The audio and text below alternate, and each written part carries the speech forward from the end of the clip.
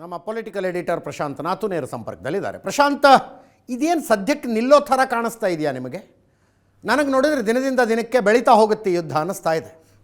ಅದಿತ್ತು Donald Trump ಅವರ ಮಾತುಗಳನ್ನು ಕೇಳ್ತಾ ಇರ್ತಕ್ಕಂಥ ಸಂದರ್ಭದಲ್ಲಿ, ಅವರ ಇಂಟೆಂಟನ್ನು ನೋಡ್ತಾ ಇರ್ತಕ್ಕಂಥ ಸಂದರ್ಭದಲ್ಲಿ ಈ ಯುದ್ಧ ಇರಾನ್ನಲ್ಲಿ ಒಂದು ರಿಜೀಮ್ ಚೇಂಜ್ ನೋಡೋಕ್ಕೆ ಮಾತ್ರ ಮುಕ್ತಾಯ ಆಗಬೇಕು ಅಂತಕ್ಕಂಥದ್ದು ಅಮೆರಿಕದ ಇಂಟೆಂಟ್ ಆಗಿರೋದು ಸ್ಪಷ್ಟವಾಗಿ ಕಾಣ್ತಾ ಇದೆ. ಎಸ್, ತಮಗೆ ಬೇಕಾದಂಥ ಒಬ್ಬ ಅಧ್ಯಕ್ಷನ ಕರ್ಕೊಂಬಂದು ಕೂಡಿಸೋದು. ಯಾಕೆಂದರೆ ಇದೇನು ಮೊದಲಲ್ಲ. 1954 ಆಗಿನ ಪ್ರಧಾನಿ ಮೊಹಮ್ಮದ್ ಮೊಸಾಡೆ ಆಯಿಲ್ ಕಾರ್ಪೊರೇಷನನ್ನು ನ್ಯಾಷನಲೈಸ್ ಮಾಡಲಿಕ್ಕೆ ಹೋದಾಗಲೇ ಅಮೇರಿಕ CIA ಕವರ್ಟ್ ಆಪರೇಷನ್ಸ್ ಮೂಲಕ ಇರಾನಿನ ಆ ಒಂದು ಅಧ್ಯಕ್ಷನನ್ನು ಹತ್ಯೆ ಮಾಡಿತ್ತು. ಅದಾದಮೇಲೆ ಅಲ್ಲಿ ಶಾ ಪಹಲ್ವಿ ರಾಜರು ಬಂದು ಕೂತ್ಕೊಂಡ್ರು. ಎಸ್, ಅದಾದಮೇಲೆ 1979 ಅಗೇನ್ ಇರಾನಿನ ಕ್ರಾಂತಿ ನಡೆದ ನಂತರ ಅಲ್ಲಿ ಶರಿಯಾ ಕಾನೂನಿನ ಮೂಲಕ ಒಂದು ಖೊಮೇನಿ ಆಡಳಿತ, ಸರ್ವಾಧಿಕಾರತ್ವದ ಆಡಳಿತ ಆರಂಭವಾಯಿತು. ಈಗ ಅದನ್ನು ರಿವರ್ಸ್ ಮಾಡ್ತಕ್ಕಂಥ ಪ್ರಯತ್ನವನ್ನು ಅಮೇರಿಕ, ಇಸ್ರೇಲ್ ಜಂಟಿಯಾಗಿ ಇರಾನಿನಲ್ಲಿ ಮಾಡ್ತಾ ಇದೆ. ನೋ ಡೌಟ್ ಇಸ್ರೇಲ್ನ ಇಂಟೆಂಟ್ ಆಗಿರ್ತಕ್ಕಂಥದ್ದು ತನ್ನ ಪಕ್ಕದಲ್ಲೊಂದು ನ್ಯೂಕ್ಲಿಯರ್ ದೇಶ ಯಾವುದೇ ಕಾರಣಕ್ಕೂ ಬೇಡ ಅಂತಕ್ಕಂಥದ್ದು. ಯಾಕಂದರೆ ಆ ನ್ಯೂಕ್ಲಿಯರ್ ದೇಶದ ಅಸ್ತಿತ್ವವೇ ಇಸ್ರೇಲ್ನ ಅಸ್ತಿತ್ವಕ್ಕೆ ಒಂದು ರೀತಿಯ ಸಂಚಕಾರವನ್ನು ತರುತ್ತೆ ಯಾವುದೇ ಕ್ಷಣಕ್ಕೂ. ಈಗ ಯಾಕೆ ಲಿಬಿಯಾನ ಪೂರ್ತಿಯಾಗಿ ನ್ಯಾಟೋ ಪಡೆಗಳು ಧ್ವಸ್ತಗೊಳಿಸಿದ್ವು, ಆದರೆ ನಿಮ್ಗೆ ನಾರ್ತ್ ಕೊರಿಯಾನ ಧ್ವಸ್ತಗೊಳಿಸ್ಲಿಕ್ಕೆ ಸಾಧ್ಯ ಆಗಲಿಲ್ಲ ಅಂತಂದರೆ ಅಲ್ಲಿ ನಾರ್ತ್ ಕೊರಿಯಾದ ಹತ್ರ ನ್ಯೂಕ್ಲಿಯರ್ ಇದೆ.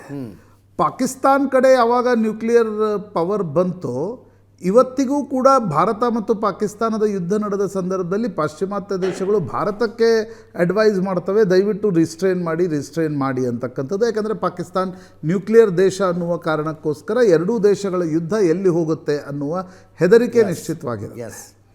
ಹೀಗಿರುವಾಗ ಇಸ್ರೇಲ್ನ ಇಂಟೆಂಟ್ ಇರ್ತಕ್ಕಂಥದ್ದು ಯಾವುದೇ ಕಾರಣಕ್ಕೂ ಇರಾನಿನಲ್ಲಿ ಖೊಮೆನೈ ಆಡಳಿತ ಅಂತ್ಯಗೊಂಡು ಬೇಕಾದ್ರೆ ಅಲ್ಲೊಂದು ಇಂಟ್ರೀಮ್ ಸರ್ಕಾರ ಸ್ಥಾಪನೆ ಆಗಲಿ, ಆದರೆ ಅದು ಜೋರ್ಡಾನ್, ಈಜಿಪ್ಟ್, ಅಕ್ಕಪಕ್ಕದ ರಾಷ್ಟ್ರಗಳಂತೆ ಈಗ ಅಲ್ಲಿ ಆಂಟಿ ಇಸ್ರೇಲ್ ಸರ್ಕಾರ ಇರಬಾರ್ದು ಅಂತಕ್ಕಂಥದ್ದು ಇಸ್ರೇಲ್ನ ಉದ್ದೇಶ ಆಗಿರುತ್ತೆ. ಇಡೀ ಯುದ್ಧದ ಉದ್ದೇಶ ಅಲ್ಲಿಗೆ ಇಸ್ರೇಲ್ ಅದನ್ನು ನೋಡುತ್ತೆ. ಬಟ್ ನನಗನ್ಸುತ್ತೆ ಅಮೇರಿಕ ನೋಡ್ತಾ ಇರತಕ್ಕಂಥದ್ದು ತನ್ನ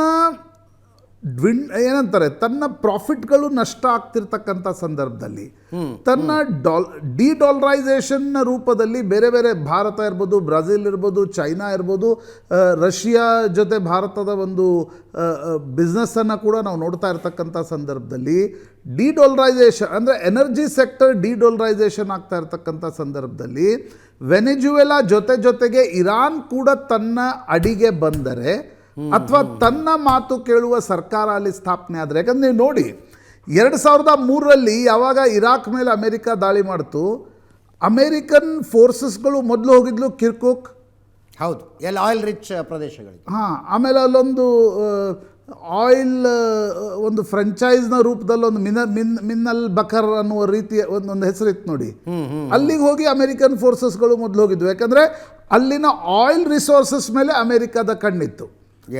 ಈಗಲೂ ಕೂಡ ನನಗನ್ಸುತ್ತೆ ಇಸ್ರೇಲ್ ಮತ್ತು ಅಮೇರಿಕ ಜಂಟಿಯಾಗಿ ಆಪರೇಷನ್ ನಡೆಸ್ತಿರ್ತಕ್ಕಂಥ ಸಂದರ್ಭದಲ್ಲಿ regime change will definitely help Israel. Correct. Regime change in terms of profits, in terms of oil will definitely help America. ಆ ದೃಷ್ಟಿಯಿಂದ ಈ ಯುದ್ಧ ನಡೀತಾ ಇದೆ. ಇಲ್ಲಾಂದರೆ ಮೊದಲನೇ ದಿನವೇ ಖೊಮೆನೈಯನ್ನು ಎಲಿಮಿನೇಟ್ ಮಾಡಬೇಕು ಅಂತಕ್ಕಂಥ ಅಮೇರಿಕನ ಸ್ಪೆಕ್ಟಾಕಲ್ ಏನಿತ್ತು. ಇಡೀ ಯುದ್ಧ ಅಮೇರಿಕದ ಬದಿಗೆ ಒಂದೇ ದಿನಕ್ಕೆ ಹೋಗಿದ್ದಂತೆ ಯಾಕೆ ಕಂಡು ಬರ್ತಾ ಇದೆ? ಖಮೇನಿ ಇಲ್ಲ, ಖಮೇನಿ ಈಸ್ ಎಲಿಮಿನೇಟೆಡ್. ಹೌದು. ಆ ಕಾರಣದಿಂದ ಈಗ ಬೂಟ್ಸ್ ಆನ್ ಗ್ರೌಂಡ್ ಹೋಗ್ತಾರೋ ಅಥವಾ ಈಗೇನು ಇರಾನ್ ವಿದೇಶಾಂಗ ಸಚಿವರು ಹೇಳ್ತಿದ್ದಾರೆ ಮಾತುಕತೆಗೆ ನಾವು ತಯಾರು ಅಂತಕ್ಕಂಥದ್ದು, ಅಲ್ಲಿನ ರಿಜೀಮ್ ಕೂಡ ಅಲ್ಲಿ ಯಾರು ಅದನ್ನು ನಡೆಸ್ತಾ ಇದ್ದಾರೆ ಅವ್ರಿಗೂ ಕೂಡ ಇದನ್ನು ಭಾಳ ದಿನ ಸಸ್ಟೈನ್ ಮಾಡೋದು ಕಷ್ಟ. ಬೂಟ್ಸ್ ಆನ್ ಗ್ರೌಂಡ್ ಹೋಗೋದಿಲ್ಲ ಅಂತ ನನಗೆ ಅನ್ನಿಸ್ತಾ ಇರೋದು ಅದೇ ಕಾರಣಕ್ಕೆ. May not be. ಈಗ ಈ ಯುದ್ಧದ ಆರಂಭದ ಮುಂಚಿನ ವಾರ ಅಜಿತ್, ಅಮೇರಿಕ ಮತ್ತು ಇರಾನ್ ನಡುವೆ ಮತ್ತೊಂದು ದೇಶದಲ್ಲಿ ಒಮಾನ್ನಲ್ಲಿ ಮಾತುಕತೆ ನಡೀತಾ ಇತ್ತು. ಹೌದು. ಹಿಂದೆ ಸ್ವೀಡನ್ನಲ್ಲಿ ಈ ಮಾತುಕತೆ ನಡೆದಿತ್ತು. ಕರೆಕ್ಟ್. ಡೆಫಿನೆಟ್ಲಿ ಎರಡೂ ಕಡೆ ಒಂದು ರೀತಿಯಾಗಿರ್ತಕ್ಕಂಥ ಯುದ್ಧದ ಮೊದಲಿನ ಉತ್ಸಾಹದ ನಂತರ ಡಿಎಸ್ಕಲೇಷನ್ನ ಪ್ರಯತ್ನ ನಡೆದಾಗ, ಡಿಎಸ್ಕಲೇಷನ್ ಅರ್ಥ ಏನು? America will not attack you, you have to change the regime. Regime in the sense ಏನು? ಈಗೇನು ಹೊರಗಿನಿಂದ ಬಂದು, ಈಗ ಹಮೀದ್ ಕರ್ಜಾ ಇದ್ರಪ್ಪ, he was American educated Afghan.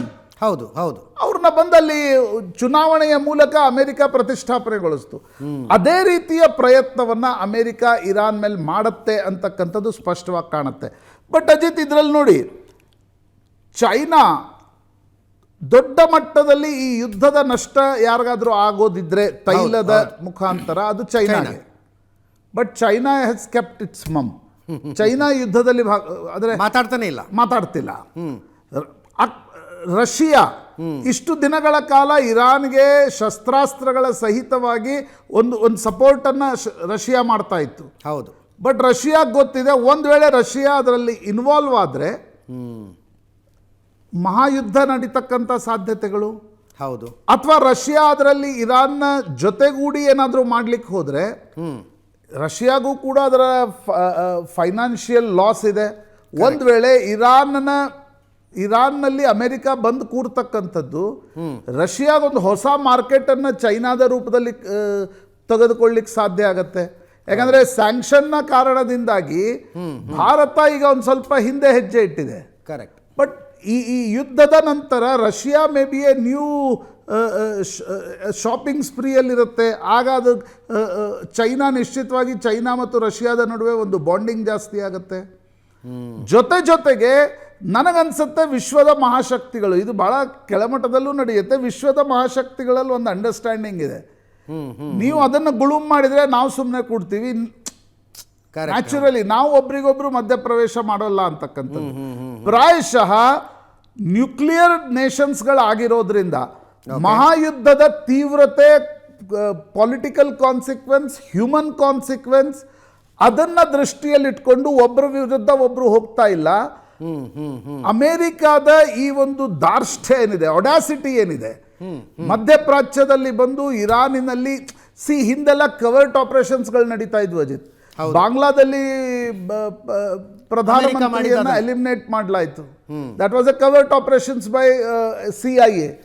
ನೇಪಾಳದಲ್ಲಿ ರಾಜ ಬೀರೇಂದ್ರಯ್ಯ ಇಡೀ ಫ್ಯಾಮಿಲಿಯನ್ನ ಎಲಿಮಿನೇಟ್ ಮಾಡಲಾಯಿತು. That was a covert operation by intelligence agencies. ಹಿಂದೆ ವೆನಿಜುವೆಲಾದಲ್ಲಿ ಕೂಡ ಮಾಡಲಾಯಿತು. ಇತ್ತೀಚೆಗೆ ವೆನಿಜುವೆಲಾದಲ್ಲಿ ನೇರವಾಗಿರ್ತಕ್ಕಂಥ ಆಪರೇಷನ್ಸ್ಗಳು ನಡೀತಾ ಇದೆ. ಪ್ರಾಯಶಃ ನನಗನ್ಸುತ್ತೆ ನೋಡಿ, ಮೊದಲ ಇರಾಕ್ ಯುದ್ಧ ಸೀನಿಯರ್ ಬುಷ್, ಎರಡನೇ ಇರಾಕ್ ಯುದ್ಧ ಜೂನಿಯರ್ ಬುಷ್, ಅದಾದ ನಂತರದ ಯುದ್ಧಗಳು ಒಬಾಮಾ, ಮೊನ್ನೆಯ ಉಕ್ರೇನ್ ಯುದ್ಧದ ಸಂದರ್ಭದಲ್ಲಿ ಜೋ ಬೈಡನ್, ಅದಾದ ಮೇಲೆ ಈ ಯುದ್ಧ ಡೊನಾಲ್ಡ್ ಟ್ರಂಪ್ ಏನು ವೆನಿಜುವೆಲಾದಲ್ಲಿ ನಡೆಸ್ತಾ ಇದ್ದಾರೆ, ಇರಾನ್ನಲ್ಲಿ ನಡೆಸ್ತಾ ಇದ್ದಾರೆ ಎನ್ನುವುದನ್ನು ನೋಡಿದರೆ ಮತ್ತೊಮ್ಮೆ ಅಮೆರಿಕ ತನ್ನ ನಾವು ಕಳೆದ ನಿಮ್ಗೆ ನೆನಪಿದ್ರೆ ಅಜಿತ್, ಉಕ್ರೇನ್ನ ಸಂದರ್ಭದಲ್ಲಿ ನಾವು ಚರ್ಚೆ ಮಾಡಿದ್ವಿ. ಜೋ ಬೈಡನ್ರ ಒಟ್ಟಾರೆ ಅಗ್ರೆಸಿವ್ ಇಲ್ಲದೆ ಇರತಕ್ಕಂಥದ್ದು ಅಮೆರಿಕದ ಪ್ರೆಸೆನ್ಸ್ ಅನ್ನ ವಿಶ್ವದ ಬೇರೆ ಬೇರೆ ಭಾಗಗಳಲ್ಲಿ ಕಡಿಮೆ ಮಾಡ್ತಾ ಇದೆ. ಕರೆಕ್ಟ್. ಹೌದು. ಬಟ್ ವೆನಿಜುವೆಲಾ ಮತ್ತು ಇರಾನ್ನಲ್ಲಿ ಡೊನಾಲ್ಡ್ ಟ್ರಂಪ್ ಸರ್ಕಾರದ ರೂಪದಲ್ಲಿ ಅಮೆರಿಕ ನಡೆದುಕೊಂಡಿರ್ತಕ್ಕಂಥ ರೀತಿಯನ್ನ ಗಮನಿಸಿದ್ರೆ ಆ ಸೂಪರ್ ಪವರ್ ಏನ್ ಸ್ಟೇಟಸ್ ಇದೆ ಅದನ್ನ ಇನ್ನೊಮ್ಮೆ ಲೆಜಿಟಿಮೈಸ್ ಮಾಡ್ತಕ್ಕಂಥ ಪ್ರಯತ್ನದ ಭಾಗವಾಗಿ ನೋಡ್ಲಾಗತ್ತೆ. ಅಮೆರಿಕ ಸರ್ವೈವ್ ಆಗಿರೋದು ಹೆಂಗೆ? Big oil, big money, big army. ಆಯಿಲ್ನಿಂದ ಹಣ ಬರುತ್ತೆ, ಹಣದಿಂದ ಶಸ್ತ್ರಾಸ್ತ್ರಗಳು ಬರುತ್ತೆ.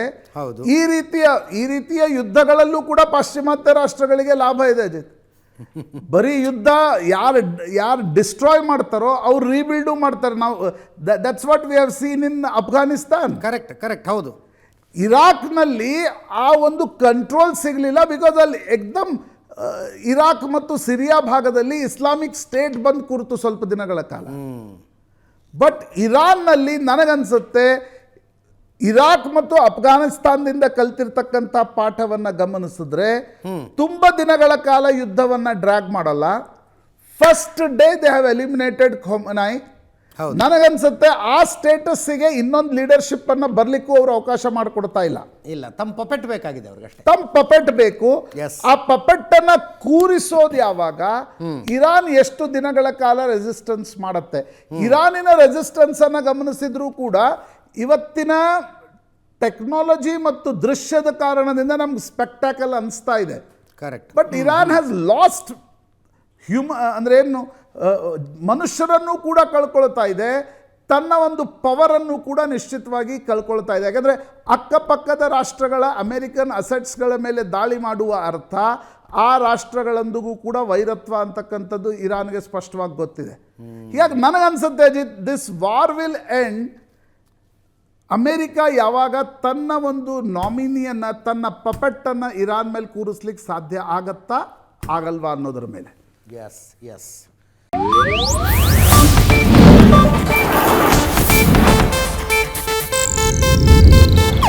ಇದು ಏಷ್ಯಾನೆಟ್ ನ್ಯೂಸ್ ನೆಟ್ವರ್ಕ್ ಪ್ರಸ್ತುತಿ.